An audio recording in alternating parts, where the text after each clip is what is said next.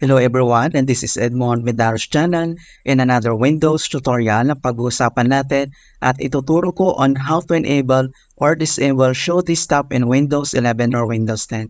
Kung ano ba yung tinatawag na show this tab sa taskbar ng ating Windows. Once you click on the icon Windows 11 or Windows 10, will minimize all the open windows at once and immediately show the desktop. Once you click the icon at the second tab, you will bring all the open windows back. So dito lang sa right side beside yung time and date, may makikita ka ditong parang line na maliit at mag-pop up dito yung tinatawag na show this tab. So ito po siya. Alright, so without further ado, let's go ahead and jump right into it. Ang next step ay kailangan natin pumunta sa ating Windows settings. So ituturo ko sa inyo yung dalawang method para mas mabilis natin mapuntahan. So una dito lang sa ating keyboard ay press mo lang yung Windows logo or Windows key plus letter I. And then direct agad dito sa ating settings. And then the other one naman, dito lang sa start menu and then right click lang tayo. And then select mo lang yung settings. And then dito sa system, so scroll down and then select mo yung tinatawag na personalization. So click lang ito. And then dito sa personalizations, scroll down lang at hanapin natin yung taskbar. Ito siya, so click lang ito. And then dito sa taskbar, so scroll down ulit at hanapin natin yung taskbar behavior. Ito siya, so click lang. And then scroll down lang tayo at dito na siya.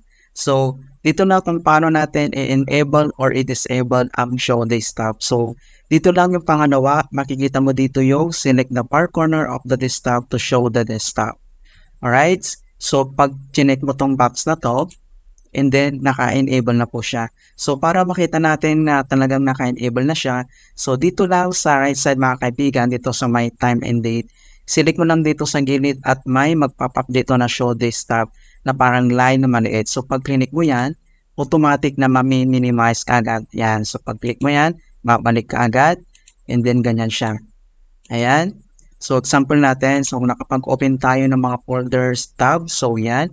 So, pag click mo dito sa my right side, dito sa may show desktop icon, pag click mo yan, automatic makaibigan.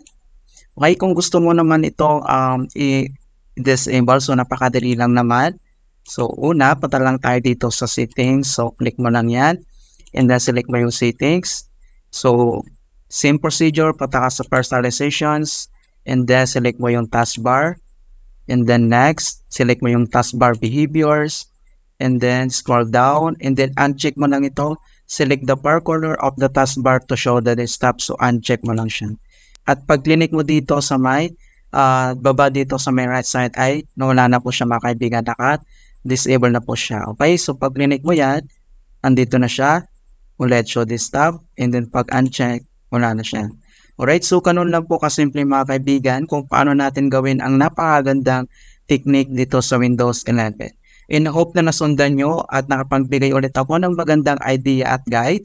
Maraming salamat sa lahat ng sumusuport sa bawat tutorial ko. At kung bago pa lang sa aking channel, please wag mong kakalimutan mag-like, share, and subscribe. And click mo lang yung bell notification para ma-update ka sa aking mga bagong videos and tutorials. Thank you guys and see you in my next vlogs.